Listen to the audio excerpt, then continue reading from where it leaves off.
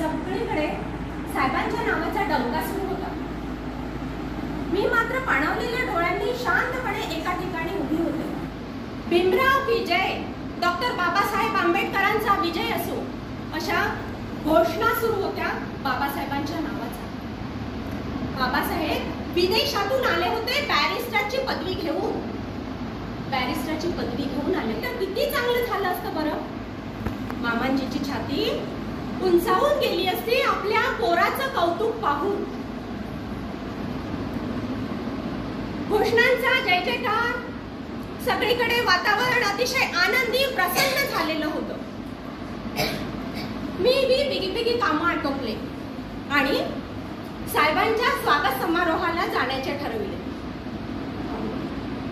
पण असं फाटकं पातळ नेसून जाऊ का, तर फाटकं घालून गेली तर काय म्हणतील, आजूबाजूचे लोक काय म्हणतील आणि बाबासाहेबांना पण वाईट वाटेल.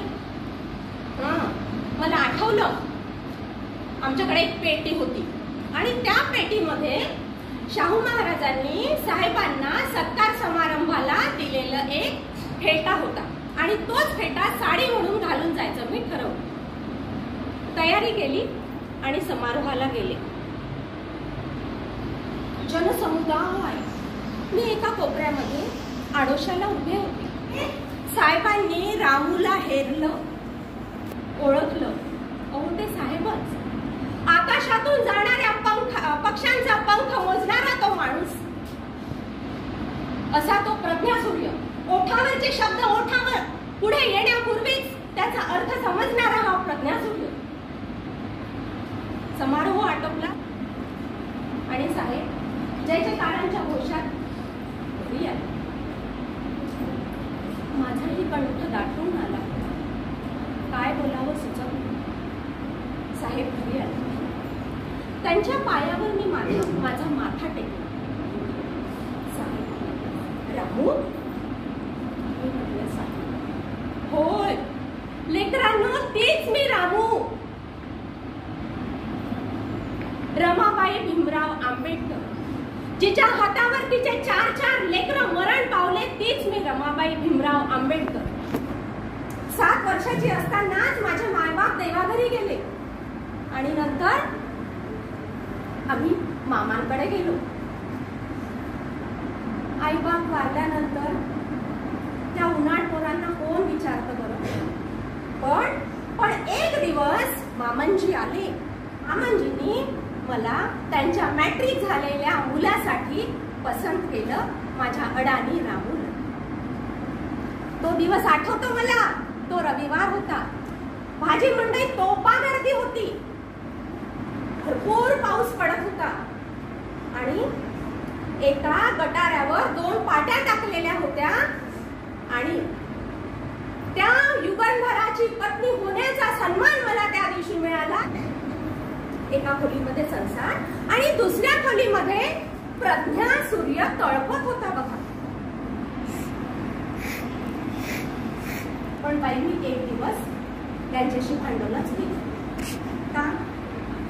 त्यांना म्हटलं, साहेबांना, हो साहेब, आता विदेशात जाणं जरा थांबवा आणि इथेच भारतात शिका आणि चांगला संसार करा. पण मला आठवले मामांजीचे शब्द. मामांजी म्हणाले होते, अगं रामू, ह्या सूर्याच्या पायात तू बेड्या टाकू नकोस. ह्या सूर्याला तू बंधनात मुक्त कर. जर तू त्याला बंधनात अडकवून ठेवलं, ही अज्ञानी जनता होरपळून मरून जाईल ग. त्याच्यामुळे तू त्याच्यावर बंधन घालू नकोस. झालं. आणि त्या दिवसपासून मी मनोमन ठरविले की आता कधीही साहेबांच्या विदेशी जाण्यामध्ये अडथळा आणायचा नाही. आणि नंतर लगेच काही दिवसांनी साहेब विदेशामध्ये शिक्षणाला गेले. हो, आमचा गंगाधर आजारी पडला. या लेकराचं लहानपणापासून आजारपणाचं काही ना काही चालू राहायचं. मला ह्या वेळेनं मामांजीची, आत्याबाईंची खूप आठवण येत होती. अहो, असं करता करता दवा पाण्याची सोय नाही. तशातच एक दिवस गंगाधरचा माझ्या हातावर मृत्यू झाला ना. विदेशात पत्र पाठवलं.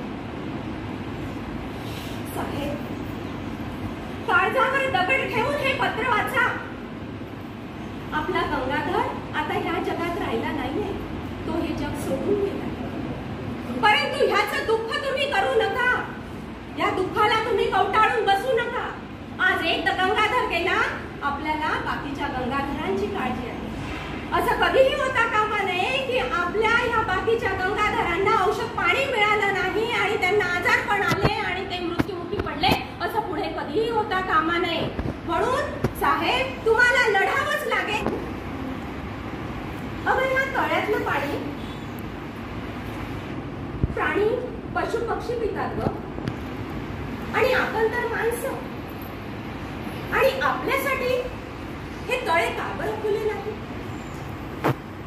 आणि तेव्हापासून सरकारने सुद्धा ठरवलं ही माणुसकीची लढाई आता मला लढलीच पाहिजे. ही महाड तळ हा मला सगळ्यांसाठी खुला केलाच पाहिजे. मी पाण्याचा सत्याग्रह हा केलाच पाहिजे.